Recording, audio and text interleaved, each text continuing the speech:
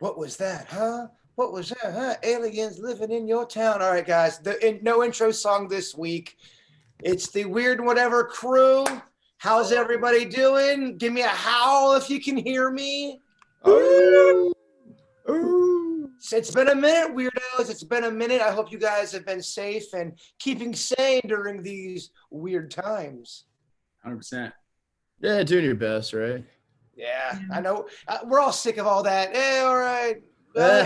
What are you doing during the quarantine? What are you eating? Let's just get right into it. Vicky, I want to get your opinion on this one.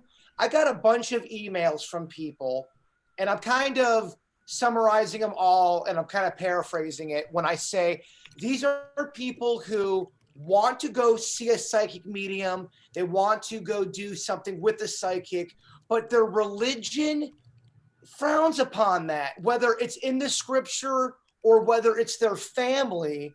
They are having a lot of guilt dealing with the idea of seeing a psychic medium. What's your opinion on something like that?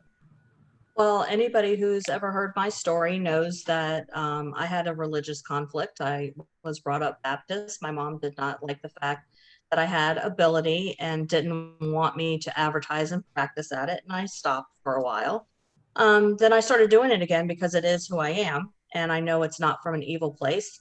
Actually, one of the listeners emailed me directly, and part of my response to her was the fact that depending on what religion you're talking about, for me, if you're looking at the Baptists, we use the Bible, the Old and the New Testament. So you will find in the Old Testament things that are forbidden and things that are explicitly stated that you should not do. There is a contradiction in what it says in the New Testament. And that is true of psychic ability. It's completely opposite of the Old and the New Testament, all combined in the same book. And the way I kind of said it to her, I said, it's kind of like when you play the telephone game and the way it started isn't exactly the way it ends up at the end. The Bible has been translated, written, retranslated, and different versions. They were all done by man. So those people who are religious and believe that that is God's word, I would say somewhere along the way, there must have been some problem with some translations because you have one testament almost completely denying the other testament. So what's the knock so if you're someone saying I can't do it because of religious reasons, what are these religious people saying why you shouldn't do something with a psychic? Where's the conflict for the religious person? Well, in the Old Testament, it states that you should not do any kind of, I think in some versions, they even call it sorcery, calling up spirits, looking into the future. Now, in the New Testament, it says that the discernment of spirit, which is what I have, discernment of spirit, is actually a gift and it comes directly from God.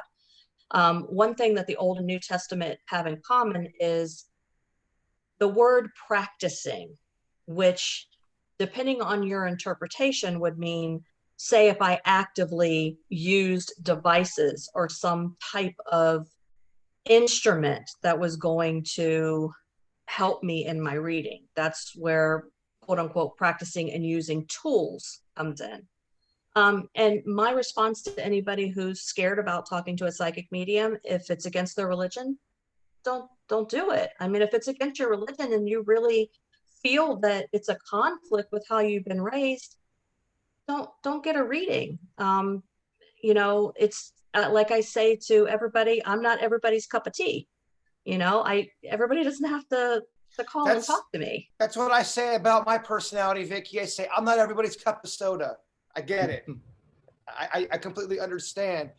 Yeah, so it's interesting to hear the struggle when it comes to religion. Did anybody raise your hand in the chat room or on the forum here who came from a religious background, like a very religious background? Did anybody here? Okay, Beckett. So what was your religious background? What did it consist of? Are we talking church every Sunday? Are we talking prayers every night before the meal?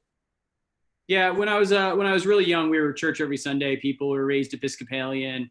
I went to Catholic high school at Pope John Paul in Boca, and my parents My dad is not the religious type unless you start talking to him about it. Then you fully appreciate how religious he is. My mom's a little bit more laissez-faire with the religion, and it was a big part of it. But as I've got older, my parents were not as intense about it. So I don't know. It's always an undercurrent in my life, but I'm kind of like how Vicky explained it. I couldn't agree with Vicky more in that, do what you want. Like, well, not everyone's cup of tea, but so long as you're not hurting anyone else, like that's kind of my litmus test, if you will, and where I socially fall. You But should go ahead. So that's an easy thing to say if you come from a family that's like, okay, Beckett, do your thing. But there's some families where it's even as an adult, it's still very close knit, and they know everything about each other, and people in that family are scared to do something as an adult, which is kind of a weird thing if you have been living as an adult and you don't live under your family's law. Yeah, no, that's a great point. And that's one of the things that I try to check my own self and say that I grew up in kind of a little blue strip liberal in terms of like East, Southeast Florida. And I've done a lot of traveling, in the Midwest and the Bible Belt. And you understand and appreciate, at least I did, how different culturally a lot of the United States can be. So even though I was raised, to your point, Jaybird, religiously, it's a great point that I was allowed to kind of blossom however I might be. And that's how Denny's was, how he's explained how he was kind of his parents were really good about allowing him to kind of explore whichever way he wants. So in terms of the religious thing, I don't know how to answer that, because I think I would describe it as lucky in terms of how my parents raised me in terms of going into whatever direction I wanted. Bird, you said you were raised very religious. Now, was that from your parents, or was that a personal thing? No, I went to Pope John Paul as well. I went to, I was a Lutheran growing up. So, hold on, sorry. Do you guys hear that feedback? Is that better? Big time, yes. Yeah, is that better? Okay. Birdie, are you able to turn your volume down just a hair? Yeah, sorry about that. All good. Is that a little bit better? Yep. Okay. So I grew up Lutheran, so I went to church almost every Sunday, got confirmed. I did all that stuff. I went to a Catholic high school, the same as Beckett. And I think growing up, my parents were very much like the Bible is a guideline. It's not the exact word. And I know that changes in between different Christian religions. But I think that kind of shaped, my beliefs and everything, because I think the whole idea is if you believe in an all-loving God, then you shouldn't, people shouldn't be capable of loving someone more than God should. So in different aspects of my life, I think that's been, a key model to look at. I guess my question is, Beckett, what happened? I mean, good boys gone bad? Is that what happened? Well, Catholic boys and Catholic girls tend to have a infamous urban legend. Maybe some people think it's true.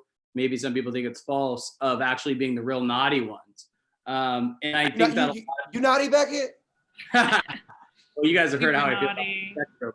You're a naughty boy. You're naughty. Bad. But there's some theory, like the parents that are the most strict sometimes have the most rebellious kids, right? And the parents that allowed their kids to have a glass of wine at 16, they were the ones that know how to drink responsibly. And the ones that were like, oh, you can't have a beer until you're 21. And even then, I don't know. They're the ones that go off the deep end, go a little crazy. And I think there's a lot of truth to that. And, I haven't read any peer-reviewed studies on that, but in my experience with my friends and myself, I think that's good. And I'm biased and in terms of how my parents raised me, but I think that it was a good balance of having. I'm not gonna lie, my mom was very against drinking. Even when you turned age, she was like, you had to watch that drinking. And look at me. I mean, I lead the league in whiskey consumption. So I see what you're saying. But that's a big part of Italian culture, right? Is like having a glass of wine. Not in the Penningtons. Yeah. My mom was so against it, man.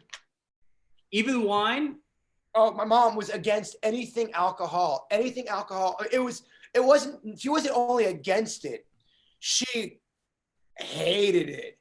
But I think a lot of that had to do with her childhood and her background, and Did she all that. drink? No, I mean, she drank as a kid, but she was, Okay. she was raised on alcohol. So there was a whole thing with that, real uplifting topic. Yeah. Thanks, Beckett. All right, I'm going to go read you this email. I thought this was pretty fascinating. It says, hey, guys, this question's for you, Jay Bird, but I do want to preface, I'd like everyone's opinion on this, but it says, hey, guys, this question's for you, Jay Bird, because I heard you talk about this happening to you before. Wanted to get your opinion. My dad died 2 months ago. I've been struggling. The other day, I was singing his favorite song, It Never Rains in Southern California. That's a jam, by the way. Just let you guys know that. It popped in my head out of the blue, so I started singing it. 5 minutes later, I get in my car, and the song comes right on the radio. It's kind of an obscure and old song, so I felt like it had some significance. What do you all think? Was my dad sending me a message, or am I just reaching because I'm grieving? Monica from Pompano. Now, I have had a situation where it was about 11:30 at night, and I had my buddy over, and I'm playing him this song, my mom's all-time favorite song. And as I am playing the song, my computer dies because it was dead. The battery ran out. So I remember taking the computer, putting it on the side of my bed. My buddy took off. About 3:30 in the morning, my computer blasts on. It comes back on, wakes me up. It was really, really loud with that same song playing. And I always thought that was odd because the computer, it was dead. It was the battery was gone. So I was kind of groggy, closed the computer back up, didn't think too much of it because I went right back to sleep. I get right in the car that day, and the first song on the radio was the same song that I was telling my friend about that came on the laptop. So, I always thought that was a message from my mom, but even if it wasn't, it's a little bit of hope to hold on to. I think that's something special. Vicky, you know about signs and messages. Do you think what that email said, does that sound like a sign from the dad?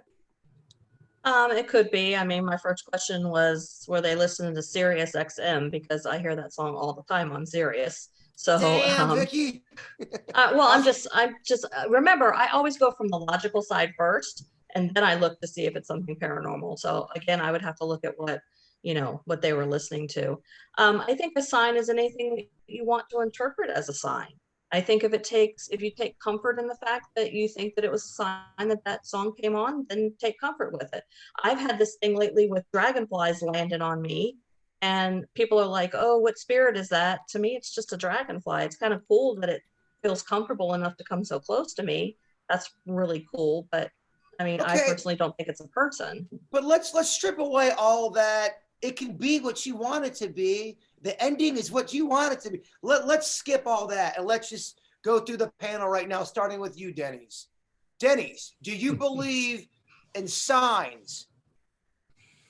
I mean, I guess it's hard for me to say I do because I haven't really experienced any signs. I think it's kind of like when you hurt your leg, right? And then everything that day keeps hitting your same spot in your leg. And you're like, man, everything keeps hitting my leg, Or if you're sunburned and you're like, everything keeps touching my skin.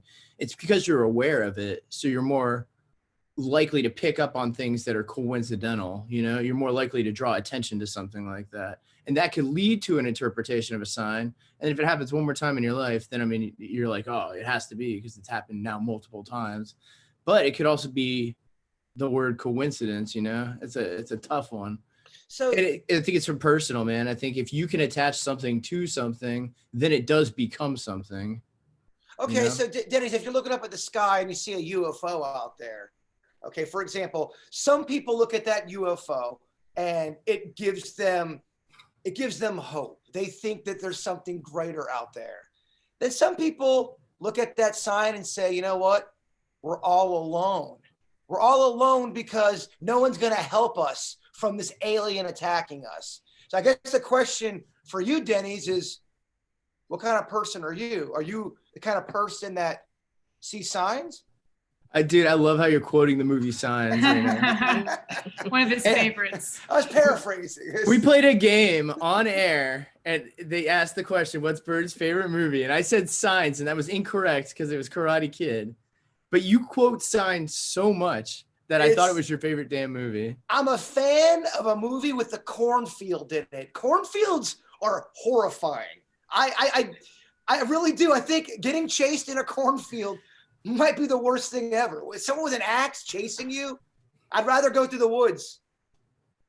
Yeah, at least you could hide behind stuff. You ever see? I've been in the woods. Never been in a cornfield. Yeah, cornfields are scary because you can't see. I mean, they're tall. You can't see in front of you. I mean, anything obstructs your view like that. The forest is also scary, man.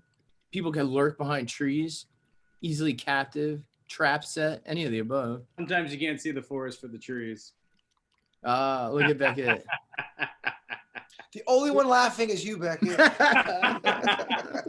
Per usual. But Gabriel, you have the red cardinal, right?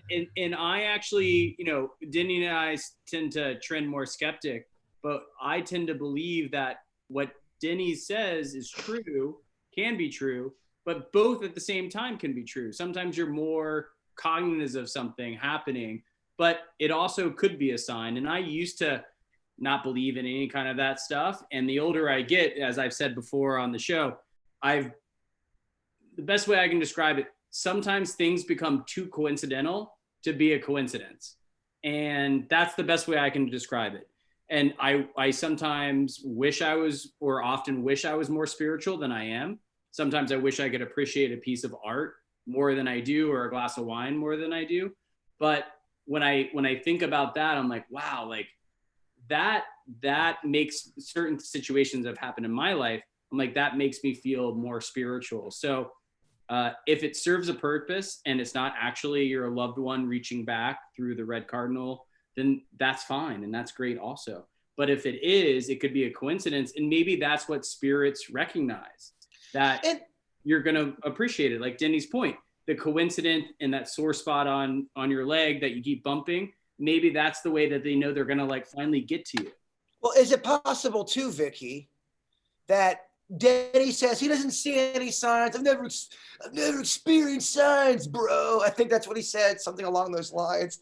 But is it possible one could be ignoring signs? I know we've spoke upon this before, but maybe we are all going through life just ignoring signs that are in our face. And I'm not saying they are, the ever-changing your life type of signs, but maybe they are something to make your life go a little bit smoother. Vicky, thoughts?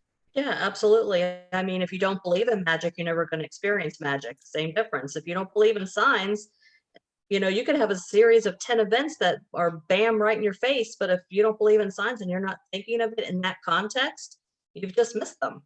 All right, chat room, do me a favor right now if you're listening in our YouTube chat room. Do you believe in signs or no way? All coincidence. There ain't nothing magical going on. Bird, you're watching too many damn alien movies. Birdney, are you the kind of person that believes in signs? What type of person are you? I would say so. I mean, I think sometimes depending on what's going on in the world, I fall either optimistic or pessimistic towards things like that. But I think, the mind's a curious thing. I think you've mentioned before how, like when someone's dying and they say like they're seeing a relative, you ask yourself, okay, is this actually like a miracle happening? Is this really the afterlife? Is this the brain protecting you? You almost wonder, because I feel like a lot of the times where I felt like there was a sign, I was at a low point in my life. And I wonder if like my brain was just picking up on things that would make me happy, or if it was actually a sign. So I'm kind of in between. So Vicky, I have a story from my sister.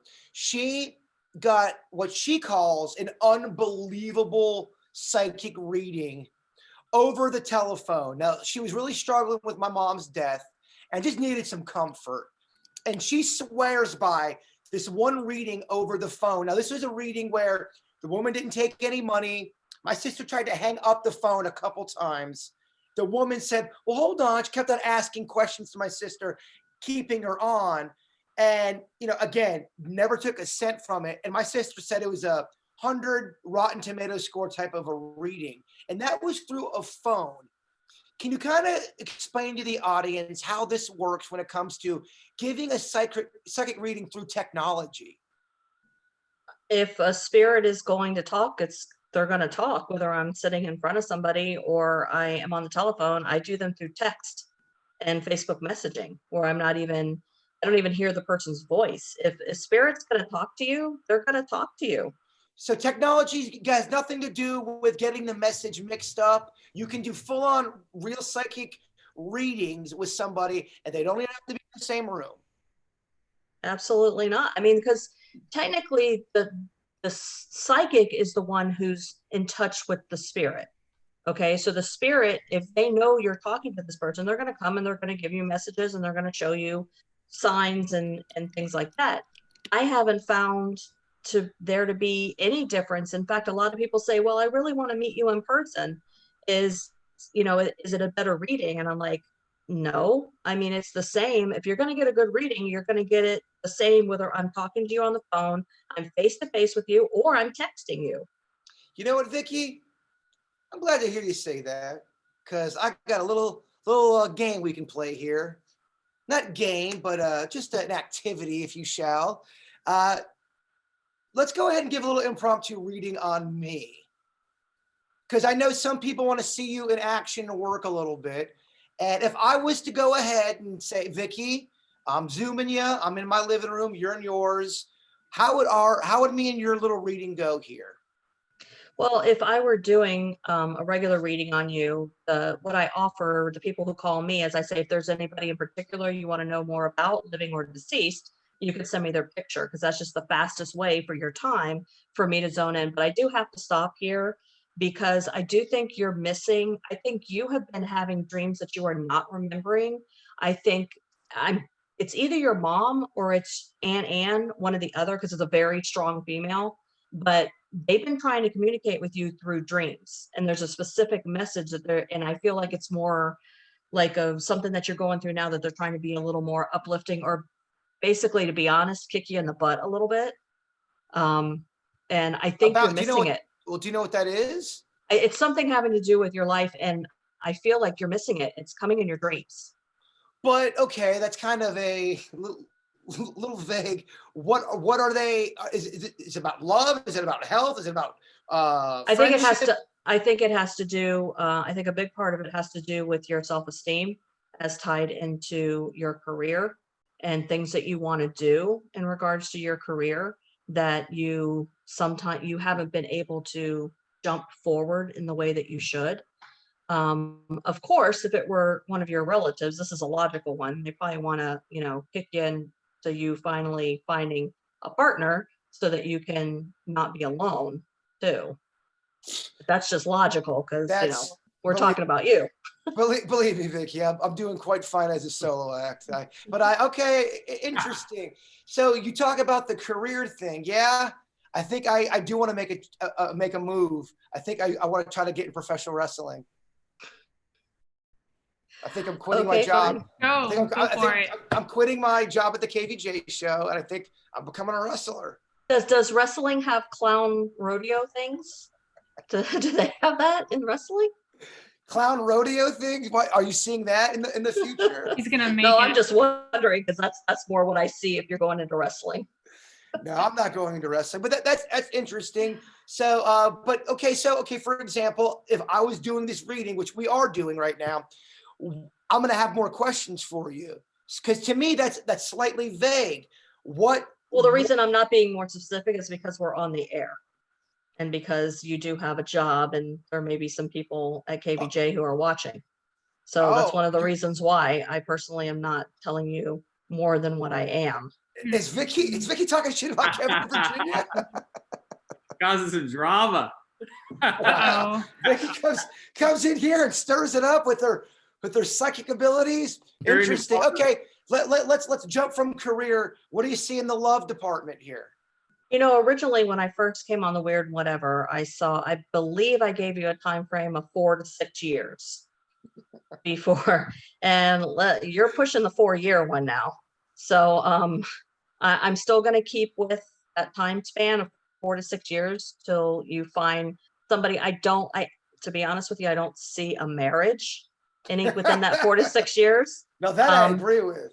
But I Didn't do get to tell you see, yeah, but I do see, I'm still going to stick with my original 4 to 6 years, which, what have we been on the air? Has it been 3 or 4?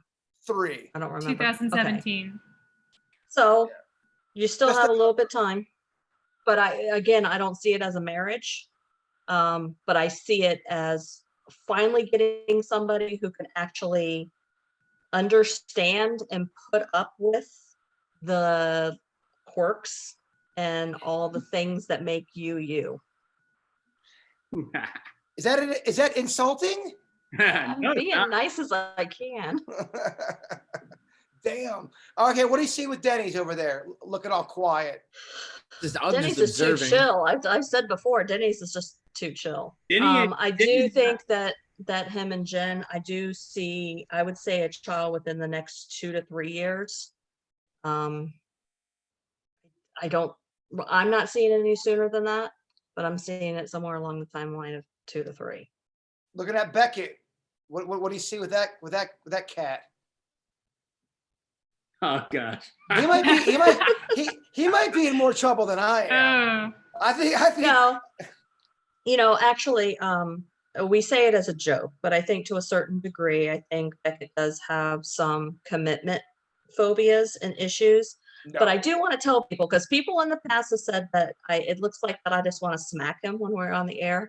No, I want to state for everybody to know, listen, I truly believe that Beckett is a really good guy. I truly believe. I think he has a great heart. I think that I think he's a really kind person. I think that he would do anything for anybody. I do think he wants to play a little while longer. So I think that anybody who is thinking that they can nail him down anytime soon, I don't think so. I think he's still looking to play a little bit. Interesting. Vicky's Oh, pretty on point. Remember, I told everyone that I was going through a bad breakup and I didn't tell Vicky what was going on. And she's like, I need a photo. And I brought a photo of the girl I was dating at the time. And she told me something. She was nervous about telling me. And I have to say, she was 100%, when I say 100% on point. And that on pointness wasn't in that moment that she told me, and just because she didn't know what was going on. That on pointness was retrospectively, like 6 months later. So when she told me at the time, and it wasn't, sometimes mediums give you certain things that make you feel good, warm and fuzzies, ambiguous kind of things. It wasn't ambiguous and it wasn't feel good.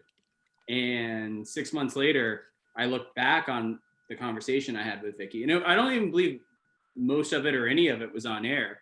I was like, oh my gosh, she was 100% on point with that. So that was amazing. And I know I'm the resident skeptic with Denny's, but that was one of the reasons my inflection point a little bit when I became a little bit more of a believer and open-minded. I love how you go, Vicky. You're spot on tonight. Spot on. That's because she said nothing but great things about you. What do you mean? She says I have a fear of commitment. Oh, Beckett's got a big heart. Oh, Beckett. What do you see with? You have a big heart too. Our readings were a little bit of the same. We're kind of little soldiers over here on the podcast. Baby cakes. I'm just playing with you. What do you see for our lovely Brittany?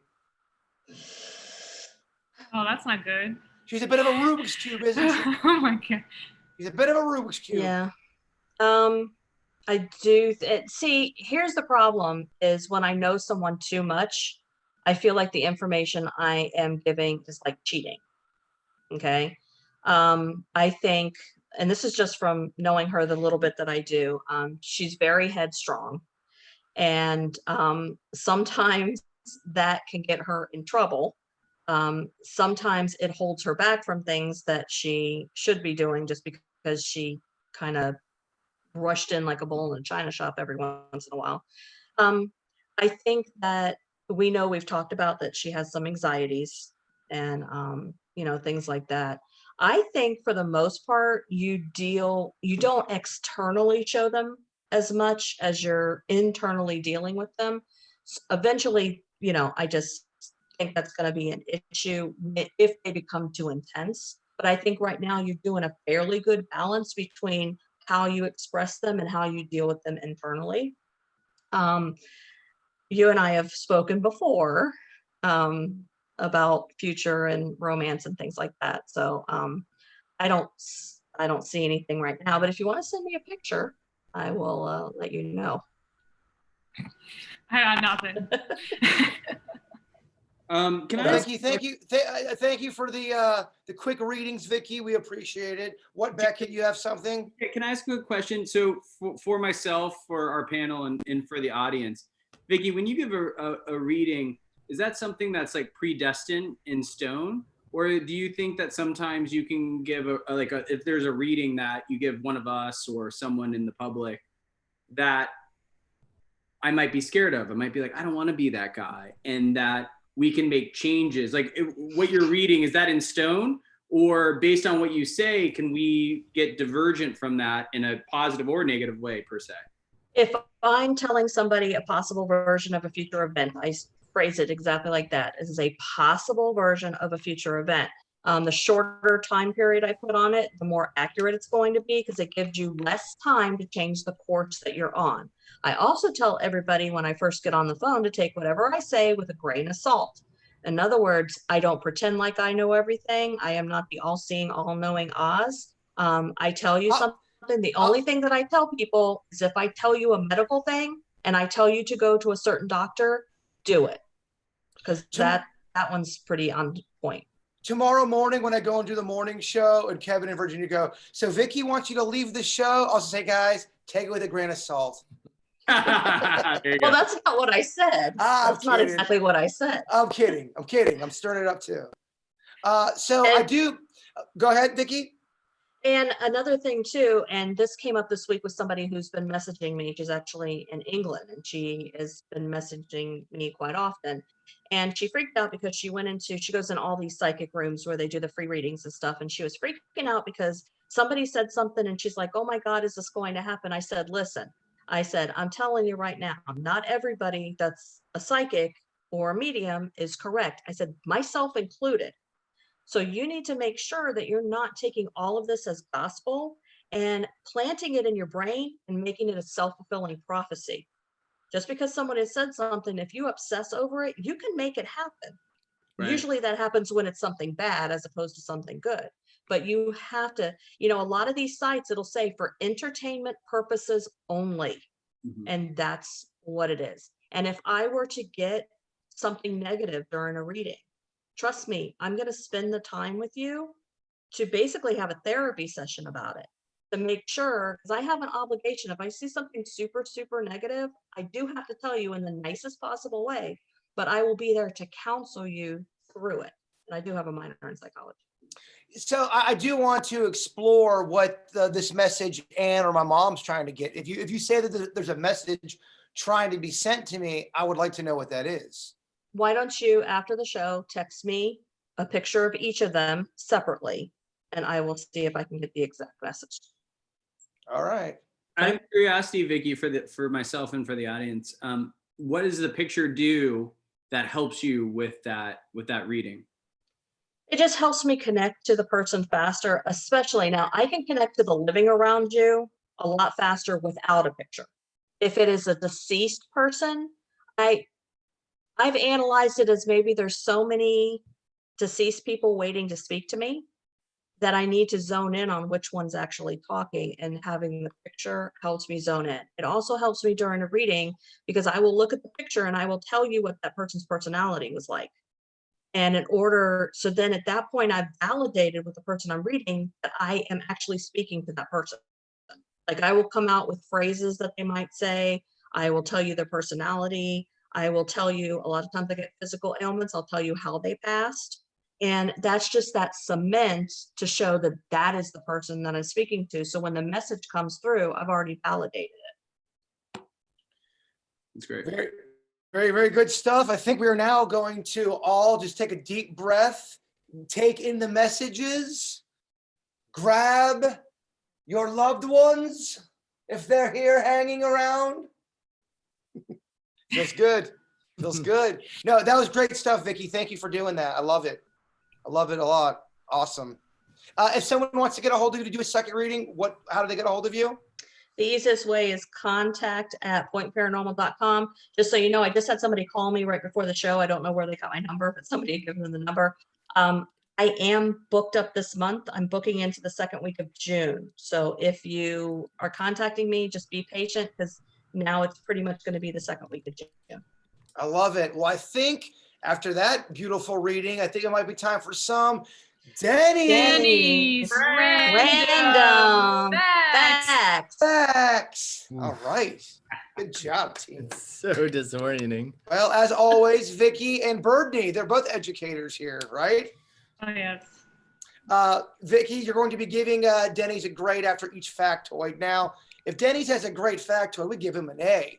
If it's shit, sorry, Denny's, it's a fail. Denny's, you get the floor.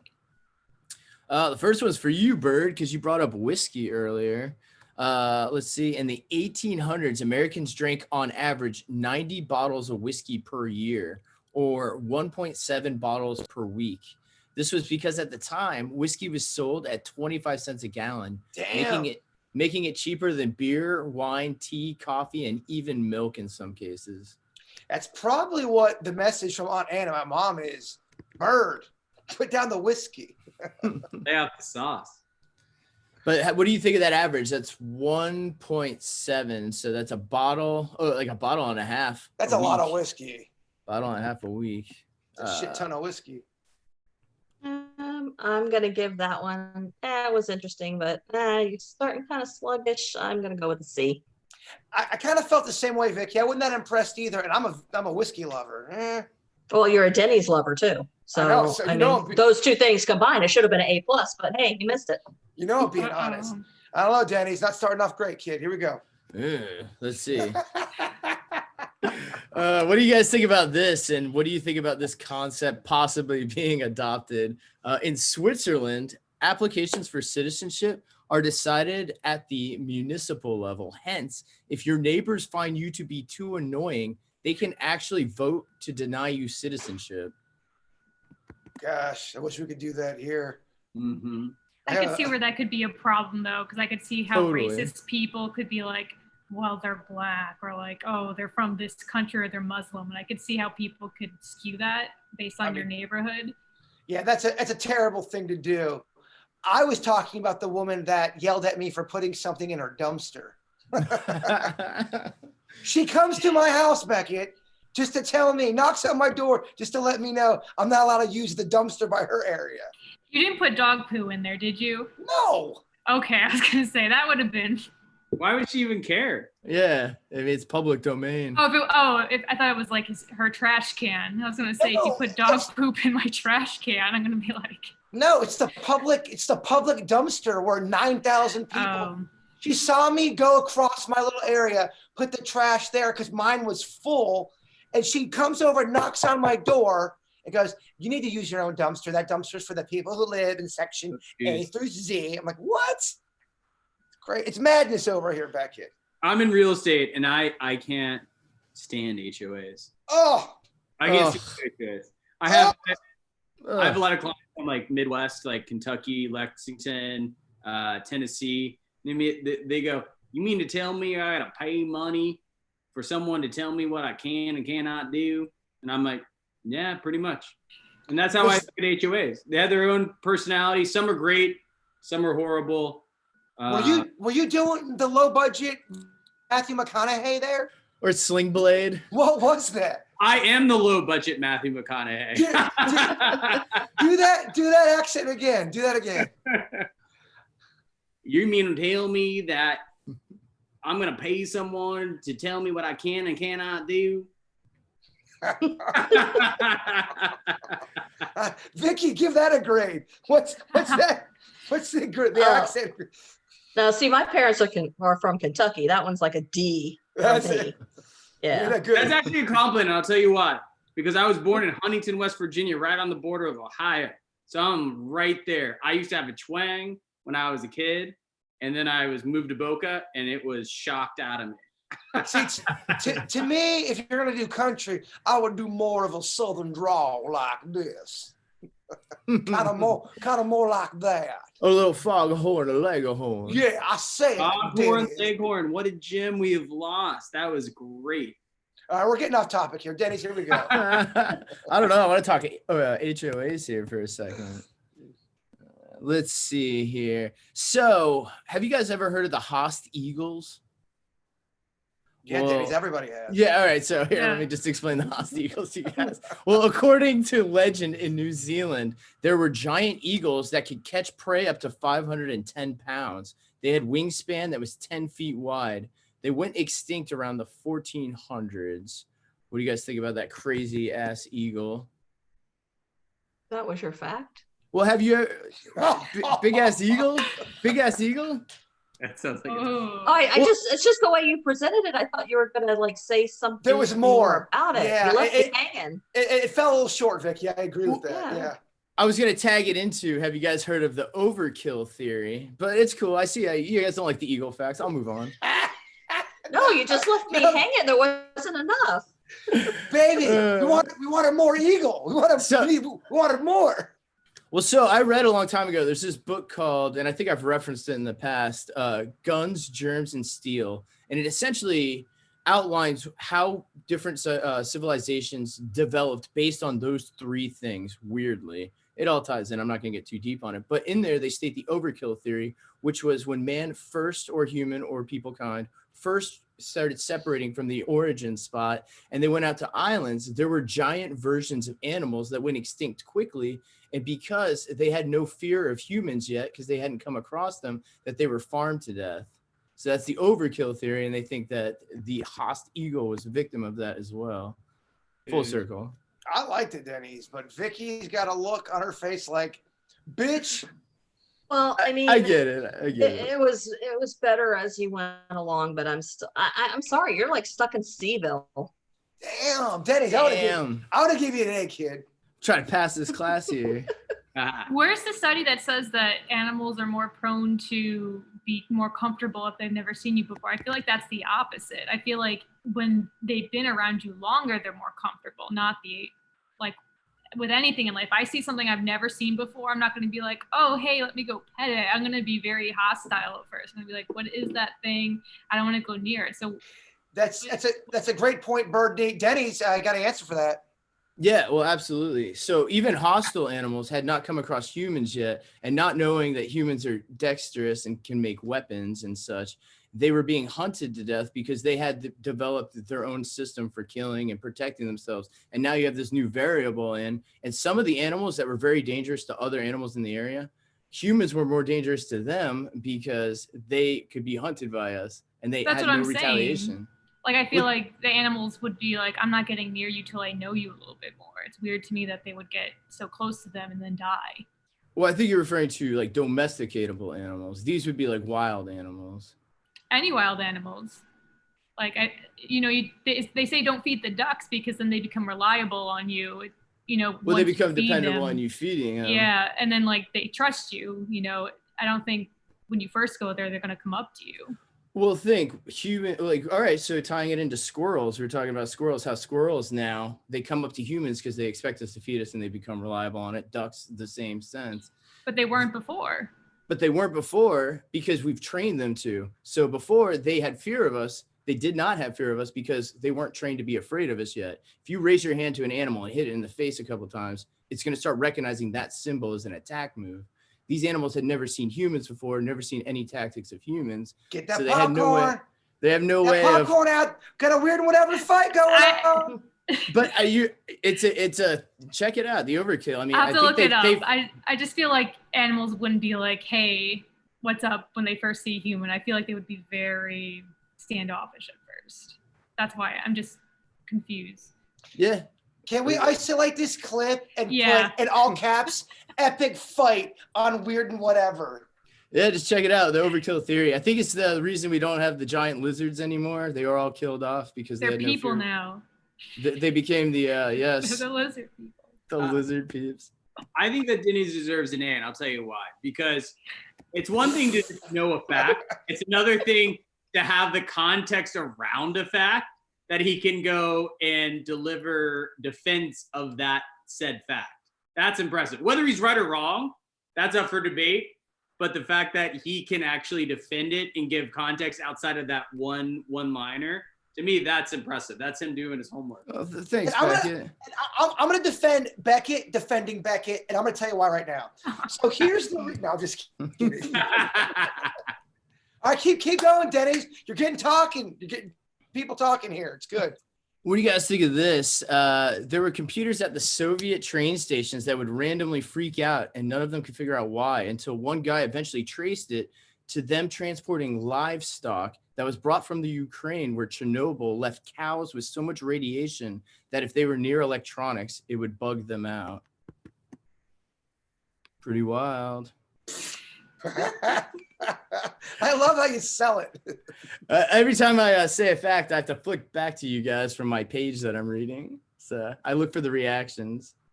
I'll bump that one up to a B.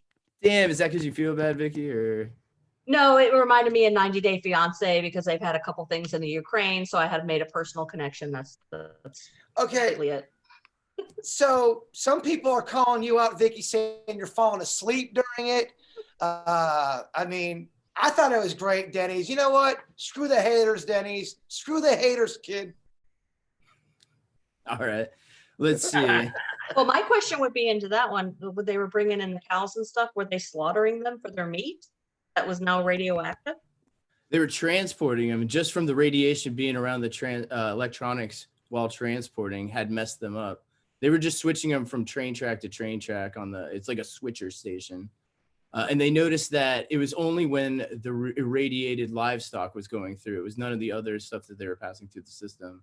So that's why they were like, they looked into it. The one guy looked into it. They never did. They just kept replacing their equipment until somebody looked into it and found out that it was from the Chernobyl deliveries. So you don't know what they actually did with the animals. They went to market for a long time. That's what I was worried about. Yeah, Okay. they did. It's interesting to hear you talk about it because clearly you've done the research. Yeah, no, they went to market. There's a lot of things that came out of Chernobyl for a while there, unfortunately, for a lot of people in the areas around there. It's crazy. Radiation's a tough one. Give us one more, kid. Give us the juiciest one you got. Well, all right. So I got two for you because they're both kind of like quick, light ones that are kind of fun. This one I just thought was hilarious. I said one, Denny's. All right. Well, I'm gonna give you. I would get one. This one I just thought was hilarious. The FBI has been struggling to hire hackers because of the FBI's strict hiring rule that applicants must not have used marijuana for the last 3 years. I knew that. They can't get any hackers because all the hackers smoke pot, and then they quit. They have to quit for 3 years. So it takes three. So if you want to get into the FBI, you can't have anything in your system for 3 years. That you're saying? How would they know that? Let's They put you say up to a polygraph. They do a lie detector test, and they'll ask you several times. I could beat that stone cold in my sleep. Put the thumbtack. No, I would be the worst. Denny's, haven't they loosened that requirement with regards to marijuana recently? You wonder if they'll loosen it. I don't know though. If you're getting in the FBI, you probably shouldn't be smoking pot. Maybe They say too, like even in states like Colorado, like on the application process, like if you're from a state and you can legally smoke it, you still can't apply. You have to wait 3 years of no smoking. even businesses can still deny you too if it's illegal in your state as well. Well, they're going to give you a lie detector too. You apply for UPS. They're going to say 3 years. Get them on the lie detector test. Maybe. I'm going in on you like Birdie went in on you. Yeah, all right. Yeah. Interesting. If you're a bad criminal, you're getting arrested. If you're a good criminal, you're getting arrested. If you're a phenomenal criminal, you're getting hired by the FBI. Totally. Talked about, right? That's Catch Me If You Can, Leonardo DiCaprio's role. Yeah. There's the guy who initially hacked Sony's PlayStation.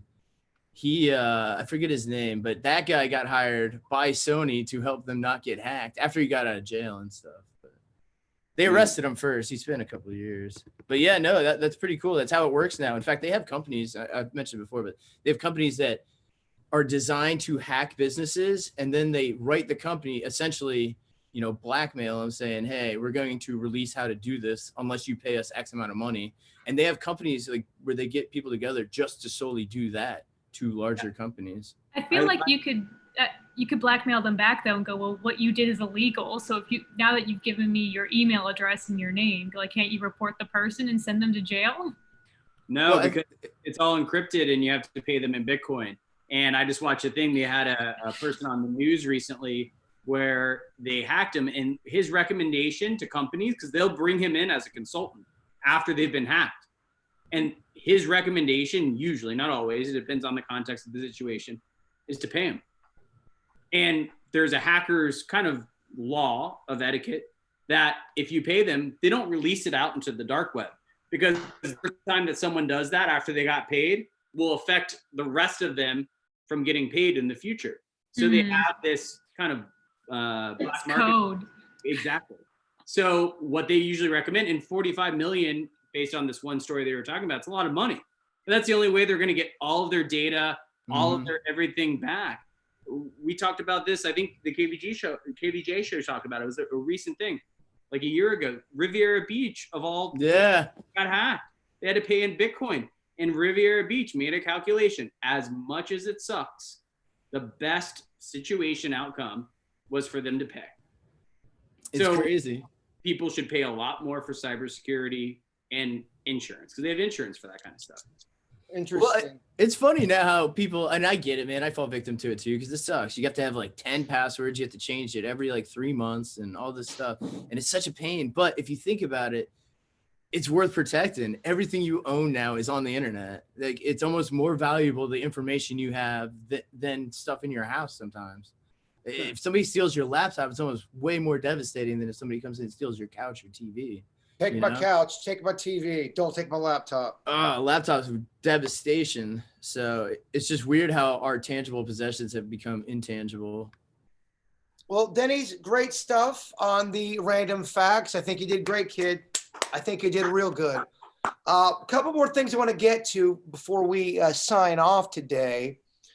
What are your guys' thoughts when it comes to gurus? And I'm talking more of like a guru that talks about knowing, like a self-help guru. Do you trust the person that acts like they've got their life completely in order? Now, keep in mind, they're just a human here. Do you think it's all business? They're just making money? Or do you think there's something, there's some humans out there that really do know the human condition, that are out there trying to help people for the better? Let's start with you, Vicky. Gurus, bullshit or good? I would say the percentage of the ones that are good would be a lot smaller than the percentage than the ones that really don't have their crap together. We're all human beings. Yeah, you could like hone a craft or, use a catchphrase enough where everybody thinks that you got it going on. But there's not one formula that's going to fit everybody. So that may work for them and maybe a few other followers, but think of all the masses that are being missed by it. So, not impressed. I mean, Denny, what's your definition of a guru? So I think it's kind of warped over the years, but I guess it's true. I kind of feel like it has too. Yeah, like if I was to honestly think what I figured a guru is somebody who's gone through some things and can help you go through some things as well. A person who's experienced life, I guess, to a higher extent than you. But now, if you have a guru trying to help you, but attached to that is $749 a month, I can help you become the best person ever. It starts to make you kind of rethink that, right? Mm-hmm. Yeah, I think you could find guru like qualities in just even your circle of friends, people. I think you can have collective guru more so than just a person who travels. Well, Becky, you are a Tony Robbins fan, and he's considered a guru of some sorts. And I've heard you talk in a positive light towards him. He's great. He motivates people. On the other end, I have seen people rip him apart, calling him a shyster, and saying he is absolutely terrible. Where do you fall in all this? Well, I'm a big fan of the saying, no good deed goes unpunished. So the more successful you get, the more people are going to try and take shots at you, tear you down, number one.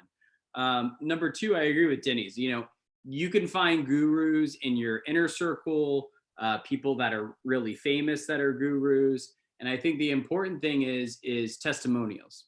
I don't really care if you went to Yale or you didn't even go to college.